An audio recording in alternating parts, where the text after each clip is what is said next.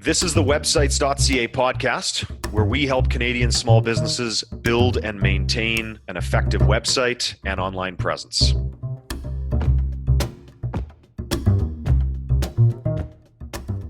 Hello there, friends. Sean Corbett here, websites.ca marketing. We're going to do something a little bit special this month. I don't have anybody to interview for you today, but I did want to tell you that we have a lot of folks that, we talk to behind the scenes, a lot of various experts. We're working on different projects. So websites.ca, obviously, as you know, has one of the fastest growing website directories in all of Canada. We also host, build, design, and maintain websites. But then, some of us have various private clients. Some of us talk to SEO experts. We dip into a lot of different pools, and so we can draw from lots of different sources. And so today I just kind of wanted to give you like a mashup, a montage of a couple of different ideas of things that we've learned along the way and things that some other experts have taught us along the way. We'll talk today about the customer journey. We'll talk about opt-in forms and building an email list very briefly. And we're also going to talk about online reputation management, which is a service that I see a lot of people have been asking us about and a lot of small business owners are looking into, and there's more and more people providing it. Let's jump right in. So customer journey, basically what that means is the path that a customer goes through when they first become aware of your business and they come into your website. A lot of people kind of get lost when they're building a website and they think the home page is basically the first page that everybody sees. And a lot of folks will picture that as saying, okay, well, somebody searched for me on Google and then they came to my homepage and now they're going to decide to do business with me. That's certainly one way that people come into your website. For a lot of local businesses, especially if there's low competition in your area, that might be the primary way and almost the entire driver of traffic. So I'm not saying that it's an illegitimate way of looking at your website, but the customer journey could take a lot of different paths. Somebody could refer their friend, in which case the friend doesn't really even care about the website. They just get a story, they get a phone number, they call you, right? So that's an entirely different type of journey. And then maybe after you talk on the phone to them, then you say, well, why don't you check out our website if they're not, if they're not 100% on booking your service or buying your product. You follow up by saying, check out my site. And in that case, you might want to even send them a link to a specific page on your site that explains something that fixes their problem, blah, blah, blah. So that would be an easy example of how someone does not come through the homepage. Another example of somebody, a customer who the journey doesn't come through the homepage is maybe you have a blog on your site and you have various blog articles, and the articles are related to specific questions the customers ask. So somebody goes on Google and they're looking for an answer to their question, and they may come to your website through that blog post. And so now, which by the way, is the reason why a lot of people for a long time suggested that businesses have blog posts so they could get that traffic. I don't think that it's essential for a business, but it's an interesting strategy to think of. But again, when somebody comes to you and says, let's do a blog, it'll be great for SEO and you'll make tons of money and get all this traffic. It's good to not have those rosy colored glasses and just to be able to sit back and go, okay, well, hold on, how does that actually work? So, that would be the benefit, what I said a couple seconds ago, but you can't just throw up text on your website and different blog articles and expect to suddenly get more business. It doesn't really work like that. If it did, everybody would do it, obviously. But that's one particular way somebody could come through the website. If there's sort of a niche answer to a niche question and they're searching for it and they come in, it's not essential. But then even if they do come into your website from that, that niche answer to a niche question, are they going to become a customer? Because if they're not going to become a customer, the whole exercise is kind of pointless. And I've told the story before, but it's worth rehashing again, that once upon a time, I set up an article for websites.ca about something to do with Google. And I outranked Google on that topic. So on the topic about their own company, of which they are the biggest search engine on earth, their algorithm decided that my answer was more valid than their own answer. And so for many, many months, couple years, in both the US and Canada, we enjoyed top position in Google and thousands upon thousands upon thousands of people trafficking that page on our website. But we didn't really have a clear plan, and again, shame on me, We didn't have a clear plan on how to convert that traffic into a customer because, frankly, the question we were answering didn't really tie into something that, as a business, it didn't really bridge between that there was a pain those people were having that we could solve, and then also, websites.ca can sell you a service that will help you. It just didn't exist. It was a topic that came up. It was about robocalls, fraud calls, and we had a bunch of our customers asking us about it. So we wanted to do a blog post to answer that question. And then all of a sudden, we're getting all this traffic, and we didn't monetize one of those people. And I'm talking like 5, 6, 7, 8,000 people visiting every month from months and months and months from both countries. Didn't convert it into a customer. So there, first of all, the journey itself wasn't thought through very well in that case, right? We get somebody on the page, but then what do you do with them? Do you get them to opt in? Do you get them to call you? But what are they going to call you about, right? I just answered a question about other people calling them for fraud calls. So it just kind of makes you think a little bit. But they were not ever seeing our homepage. They didn't even know who websites.ca was. They really just wanted to get an answer to their question. So that's an interesting thought about this whole customer journey thing. You're going to be looking to hire people that can get you to the next level online, right? A lot of people listening to this are going to be doing that.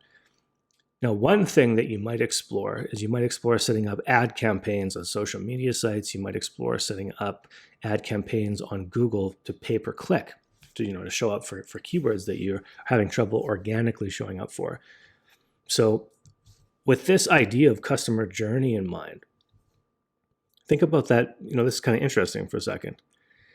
If a provider comes to you, somebody who sells Google AdWords, let's say, help with Google AdWords, pardon me, they come to you and they suggest an ad campaign, but then they're funneling the traffic to your homepage and they don't really do any revamps of your homepage, or they don't suggest creating a unique landing page that just relates to that ad campaign, then that's a big red flag.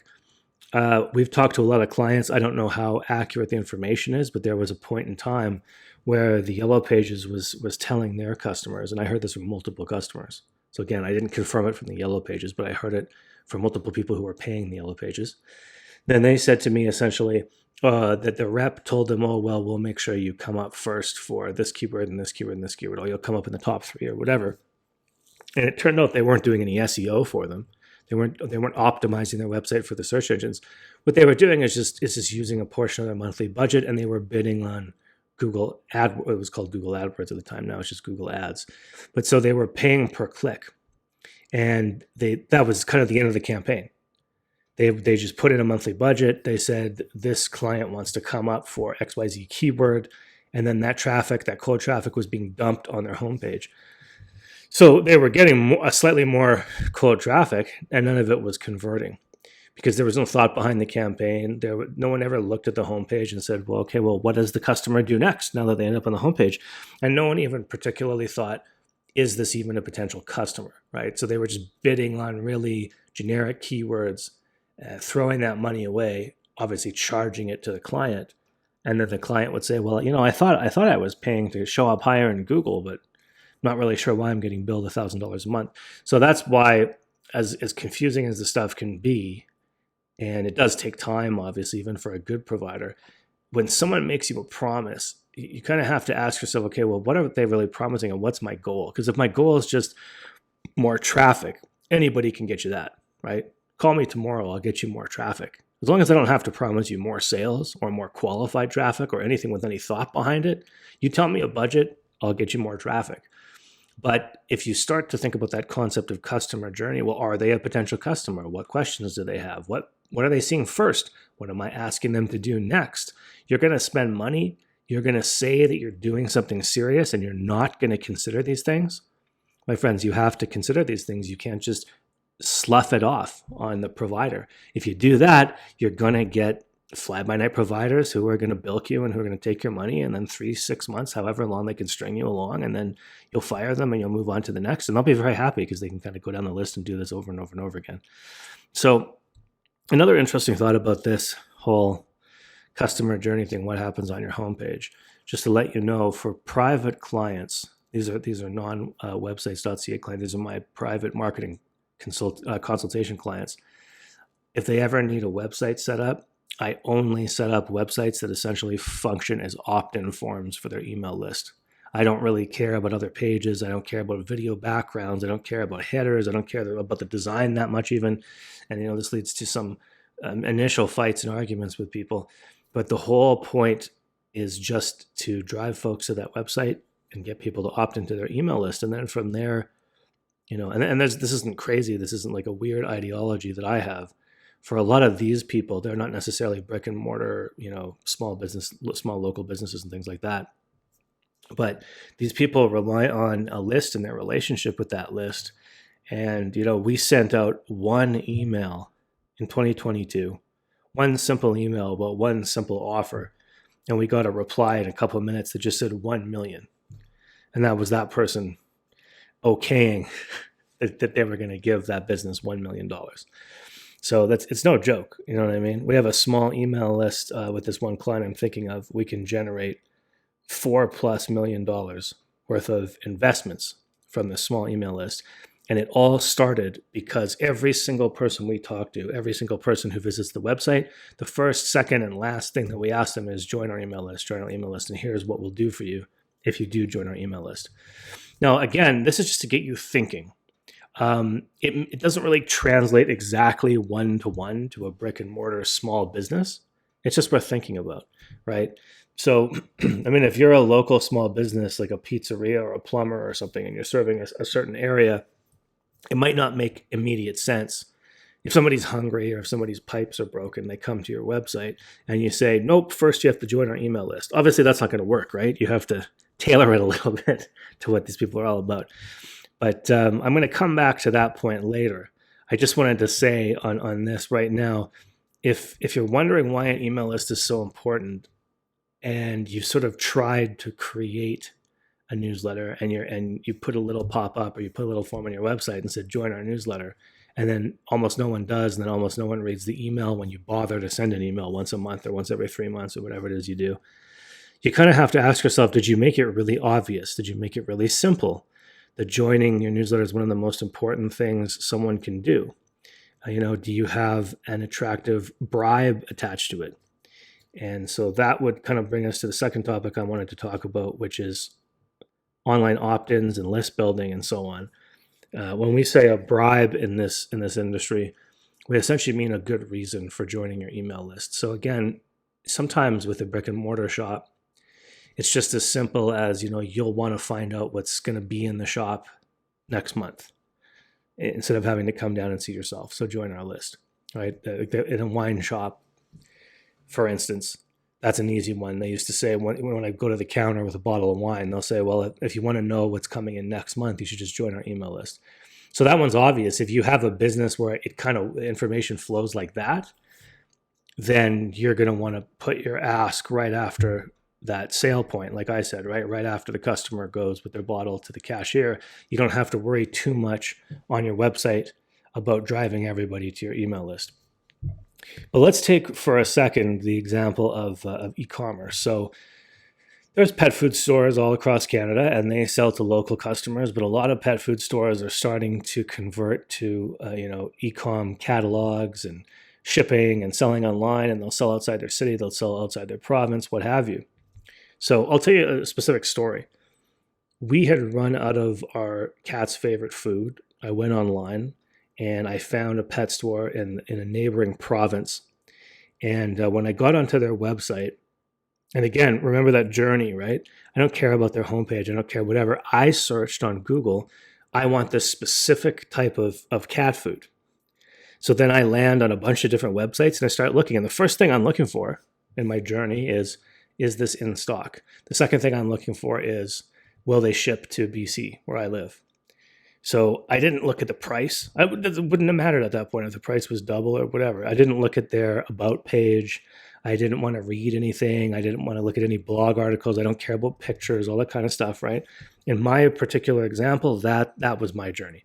So I get to the website. I find a place that has the kind of food that I want in stock. And then when I'm on their website, I get a little pop-up. They got a bribe and it says, first-time customers, if you sign up to our newsletter, we'll give you X percentage off. Okay, perfect. So I sign up because I know I'm going to be making a purchase, right? Now, again, it's a good reason why they have this on there because a lot of people are just window shoppers. They're not like me. They're not coming on to make a specific purchase that day, regardless of the price. So the customer journey thing isn't oh, there's only one customer journey. You kind of try to think through all of the different customer journeys. And so it was smart of their web team to set up, or their marketing team, or both, whoever did it. It was smart of them to set up this, if you're a first time buyer, get a percentage off, because it kind of pushes people who are on the fence, it pushes them over the edge to buy. So that was a good thing that they did. Now, I purchased. They also, a couple of days later, send me a coupon after the purchase, thanks for buying. And if you want to buy again, here's a discount. So, okay, again, not a bad thing to do because there's a lot of sort of work out there that shows once somebody's bought 2 or 3 times, they kind of become a customer for life. So that's playing the numbers a little bit. It's not a bad idea. But I'm looking at my interaction with these people and I'm thinking, okay, everything is discounting. Every time I talk to them, they're trying to offer me a discount. So I kind of took a look at their coupons that they're sending me, because I'm not going to need to buy the same cat food again before this coupon they sent me expires. Okay. And I look at it and I sort of reverse engineer how the coupon is programmed and set up. And I tested it in the future and I kind of cracked the code. So basically now I can get a 20% discount whenever I want. So even though they gave me a coupon that's supposed to expire, I figured out how to renew it every month. And again, someone just set it up in a sloppy way. This doesn't mean you're going to do it like that, but that's the way it goes. So now, whenever I want to order from these people, I can get a 20% discount. Now, I don't know the margins of the pet food business, but once you add free shipping into the mix, this, me buying at 20% off every time plus the free shipping, it doesn't really seem like a winning proposition. And the other thing to consider is now I just look at these people as a low cost option. So when all my other options are out of the cat food that my cat likes, I'll maybe look at these people and then I'll only order from them if I get the discount. Now, thinking about building an email list, having a reputation, building comfort with people, in contrast to this online discount pet food store, I'll go to the local boutique. I'll buy the exact same food that I was looking for from them, from the online store. I'll buy the exact same food for way more money. I won't even sweat it because they provide me with a ton of other benefits. They give me great customer service. They remember who I am. We have nice conversations. They show me new products tailored to my pet. So they have positioned themselves as experts and trusted friends. And really, I just view this other place as the discounter. If you're building an email list, again, if it makes sense for your industry, giving discounts, especially to first-time signups, is not a bad idea. It's not a bad idea. I'm not saying it's a bad idea. But you don't want to be lazy about this type of thing. And that's kind of your only offer, your only ask, your only pitch. So all the stuff that I said, becoming the expert, becoming the trusted friend, learning more about me, recommending me stuff, blah, blah, blah, you can do it all with email. The trick isn't, it has to be local, it has to be a brick and mortar shop. I know a lot of people listening to this really lean on that local, raw thing. The point that, customers are mercenary. We don't care. Put on your customer hat for a second. You might say you shop local. I don't think that you're listening to this podcast on a device that was built at a factory that's 5 minutes away from you. You know what I mean? I think a lot of the clothes that you buy, I don't think they were made 10 miles within your radius. So get off your high horse about how you buy local all the time, because you don't buy local. Nobody really does in this day and age, especially in North America. And throw that away. I know it's a painful and emotional thing to think about, but when you're constructing a marketing plan, when you're building a website for your business, you got to not do this from an emotional point of view. You can think about the emotions of the customers. That's what we're talking about, right? Get in the heads of the customers, go through their emotions. But sometimes their emotions are super mercenary. I just want a discount. I want to buy today, whatever. That might help you in the short term, but you might want to think about, okay, how can I guide this to create a lifetime customer who trusts me and loves me in the long term? And then the last thing I promised that we talk about is something called online reputation management. So that's a big thing these days. A lot of it ties into Google reviews. Are you getting good reviews? Are you throwing away bad reviews? Are you showing up on the Google Maps when people search? A lot of it ties into SEO. what comes up when people look for your business name. Sometimes in the past, there were a lot of these internet directories. As you know, websites.ca runs a directory. There were all these kind of fly-by-night directories, and they were throwing businesses on their website, and then the business would change their hours, they'd change their phone number, but the directory would never update it. Person searching Google would find these bad hours, bad phone number. They'd go to the business, it'd be closed. They'd call the business, nobody would answer. They'd blame the business. They would never think, oh, it's the internet repository's information that's wrong. So out of all this confusion, and out of the fact that Google's really pushed towards what they call sort of local signals, and again, these are things like being listed on the map, having your hours the same across the board, getting reviews, all this kind of stuff, then services have cropped up and they say, well, we'll do online reputation management. Great. Okay. So maybe that's a valid thing. Now, I've been asked by a couple different small business owners, should I do this, or do you guys do online reputation management, blah blah blah. And I've even been approached, and I'm not going to name names here, but I've been approached by people and say, I got these bad Google reviews and it's not fair, and I want them to go away, or I got bad Yelp reviews or whatever. If you're sitting here and you're worried and you're tearing your hair out about how you got some bad reviews, either it's one or two bad reviews and you got to get over it. That happens. Or if you're getting consistently bad reviews, you're probably doing bad things. Stop doing the bad things. Don't put all your effort into the online reputation management. Okay. So a couple of notes on this. One or two bad reviews are normal. They happen. And again, if you put on your customer cap, if you're looking at a business, if you're looking at a restaurant or something to go out to eat and you're reading some of the reviews, you got to think most of the time you discount the most bad reviews. Almost everybody, when they read a bad review, especially if there's a mix, right? If there's like mostly good, some mediocre, and then one or two bad reviews. Well, look at the bad reviews, and our response is usually like, wow, that reviewer is a real psychopath. So people are not as insane and robotic as you might think. They read the reviews. They don't just look at the stars. They read the reviews sometimes, and they go, the person leaving this review, they were a little bit weird. So, and they'll do the same thing, by the way, with the top 5-star reviews. Because everybody now knows there's a whole industry out that you can buy fake reviews and how cheesy and weird that is. And again, I really wouldn't recommend that. Like all these hacks and tricks and so on, you give good service and then you have an effective review system in place, which I will end this podcast with giving you one of the best sort of review automation workflows you can ever have. And big name, big marketers, that you spend a lot of money with, or automation companies like when somebody sets up HubSpot or sets up Keep, which used to be called Infusionsoft, they set up these CRM softwares with the email list and so on. They'll all recommend this referral system. So I'll tell you that to end the podcast. But basically, there's no tricks, there's no hacks. Give good service, ask people for reviews rather than not asking them. Ask in a timely manner, direct them how to do it, the best place to do it, what you'd like to get out of the review, and so on. And you just got to suffer sometimes a few bad reviews. So before I wrap it up and tell you that automation, just a funny little story. In our local town, we live in a tourist part of British Columbia. And in the summertime, a lot of people swell here, so our population probably doubles in size in the summertime.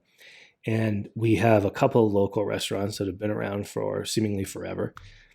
And one restaurant is a Greek place, really beloved in our area. And the same family that's been running it since they immigrated to Canada from Greece, they finally wanted to retire and their kids didn't want to take it over. So they sold to their longest term employee. And that employee, there's no doubt about it. I've met him personally. He definitely loves the business. He's passionate about the business.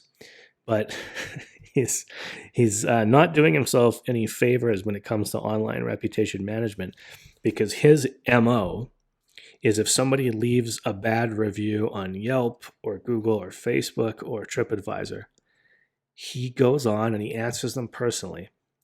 And now he doesn't say, sorry, I had a bad time, call me and we'll try to work it out or whatever. He personally insults them, picks apart their review, tries to go back and remember who it was in the that night, because he responds right away. And sometimes he's even called them out on the way they look, the way they dress, the way they act. Now, again, we're all business owners listening to this podcast, right? I get it. Like sometimes if you have a bad client, you'd want to tell your friends, or you want to call them out.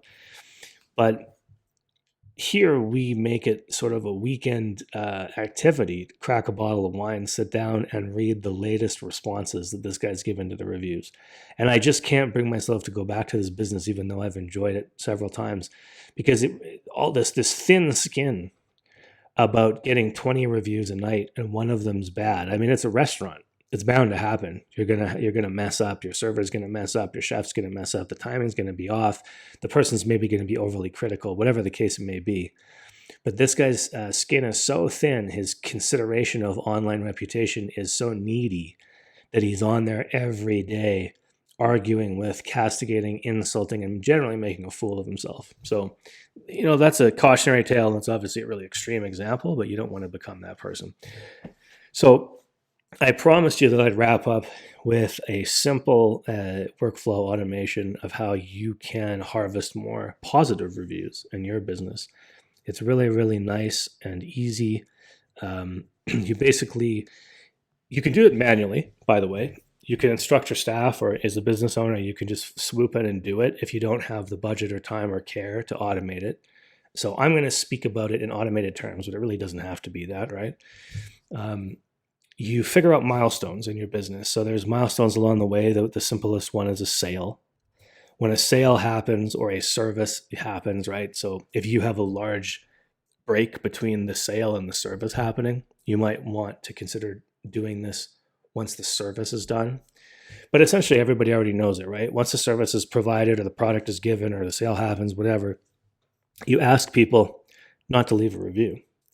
You ask them, were you satisfied? And everybody does this a different way. Most people, when they automate it, they send out an email, right? We saw that you recently launched your website. We'll do this at websites.ca. So if you want to see it in action, you can sign up and become a customer. You can actually learn how we do it.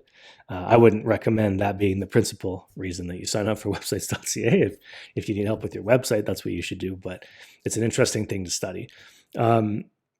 So once the service is provided and once somebody can actually give you some tangible, realistic feedback, then you follow up with an automated email in our case, and the email goes out from the rep and it says, we noticed that your website is now launched. We just wanted to make sure you were happy with the process and you're pleased with your new website and blah, blah, blah.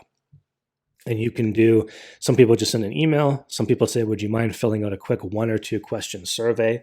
And the survey says, rate your experience from 1 to 10 or however you want to do it. It actually really doesn't matter that much. But if you just ask for their feedback, some people will say good. Most people will just say good or fine or whatever. Some people will say, I hate you. This was the worst thing ever. And a few people will say, great, I love it. And they'll be gushing and they'll be emotional and they'll be super fans. And then same thing with the survey, right? If somebody marks it as 1, 2, or 3, you can consider that terrible. And then sort of between 4 to 7, you can consider that fine. And then 8 to 10, you can consider that they probably are super fans. So obviously with this automation, if someone says they're not happy with the process, you ain't going to ask them for a review. You're going to get your best customer service agent to call them and figure out the problem immediately. If somebody says fine or good, a lot of people have differing opinions on this. If it's fine, some people will automate an extra email to go and say like, oh, you don't seem wowed by our service. Can I ask you for more feedback? Blah, blah, blah. This is up to you. If you want to keep it really simple, I would just say, are you happy or unhappy? Okay, let's drill down to the easiest possible thing. If they say unhappy, you obviously automate a task is created for somebody on your customer service team or their rep to follow up with them. If they say they're happy, then a next automated email goes out maybe a day or a couple of days later that just says, we're so pleased that you're happy with our service. And would you mind, a lot of our business is by referrals. Would you mind leaving us a quick review? And then, again, in a lot of cases, the email itself will just say, click reply and tell us what you think about us, blah, blah, blah. But that's often leaving in people's hands. So sometimes you might want to have a template. A lot of people who do this have a template set up. And finally, what a lot of people will do to tie it back into what we've been talking about, reputation management and Google and SEO and all this kind of stuff, They'll say, please, since you're happy, please leave a quick review on Google, and they'll put a link right to it. Click this link. You got to tell people very clearly and specifically, click this link below to go on Google and leave a Google review. To do this, you need a Google account. And we had instituted this a couple of years ago, and immediately we started getting way more positive reviews. So you think to yourself again, once you just institute a simple system, a simple automation, and of course you do a good job and you treat people fairly and you have a fair price and all these kind of things, it doesn't matter if you get one bad review here and there. And obviously you want to address it right away if you can, if that person's being reasonable and you messed up and it's your fault. But the big thing is just kind of taking that larger picture view and automating a system around it. And then you wouldn't have to go running off and finding an online reputation management company. In nine out of 10 cases, like there's some good ones, don't get me wrong, but 9 out of 10 cases, they're just a shyster who's looking to bleed some money out of you because you're feeling nervous about how do these online reviews work.